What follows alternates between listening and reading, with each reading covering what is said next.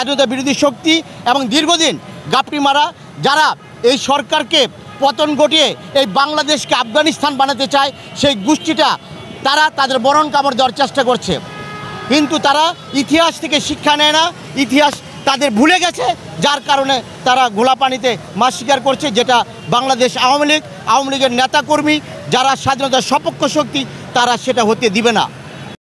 স্বাধীনতা বিরোধী শক্তি এবং দীর্ঘদিন গাপটি মারা যারা এই সরকারকে পতন ঘটিয়ে এই বাংলাদেশকে আফগানিস্তান বানাতে চায়, সেই গোষ্ঠীটা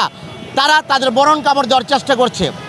কিন্তু তারা ইতিহাস থেকে শিক্ষা নেয় না, ইতিহাস তাদের ভুলে গেছে, যার কারণে তারা ঘোলা পানিতে মাছ শিকার করছে, যেটা বাংলাদেশ আওয়ামী লীগের নেতাকর্মী যারা স্বাধীনতার সপক্ষ শক্তি তারা সেটা হতে দিবে না। আজকের প্রেক্ষাপট বিষয়টা হলো কি, আস্তে আস্তে ছাত্রছাত্রীরাও তাদের যে রিয়েলাইজেশন তারা বুঝতে পারবে, এবং যারা তাদের মাথার উপর ভর করে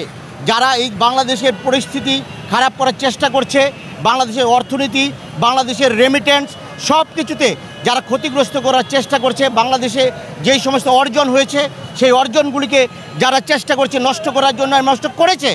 আজ সাধারণ ছাত্রছাত্রীরা তাদের বোধোদয় হবে তারা যে ভুল করেছে, এবং তাদের মাথায় সওয়ার হয়ে ওই গাপটি মারা সেই স্বাধীনতা বিরোধী শক্তি এই অপকর্মগুলো করছে। আমি তাদেরকে আশ্বস্ত করতে চাই, আমরা যুবলীগের পক্ষ থেকে, আওয়ামী লীগের পক্ষ থেকে, আমরা যারা সাধারণ নেতাকর্মী আছি, যারা অতন্ত্র প্রহরীর মতো আমরা পাহারা দিচ্ছি, এই বাংলাদেশের সাধারণ মানুষের জানমালের নিরাপত্তা বিধান করছি,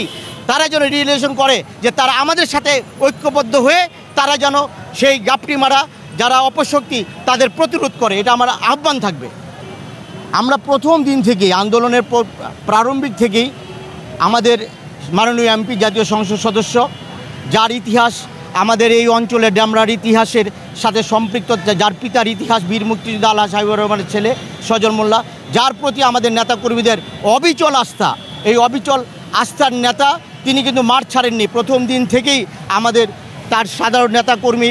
তারপরে আমাদের সংগঠনের নেতাকর্মী নিয়ে উনি মাঠে আছেন, এবং আমরা সেই চলমান আন্দোলনকে আমরা কিন্তু প্রতিরোধ করার চেষ্টা করছি, অপশক্তিকে প্রতিরোধ করার চেষ্টা করছি। আর যে বিষয়টা প্রথম হয়েছে আপনারা জানেন যে শনি আকরা এই জায়গাটাতে আমরা একটা আন্দোলন সংগ্রামের সূতিকাগার। 2006-এ আমরা কিন্তু খালেদা জিয়া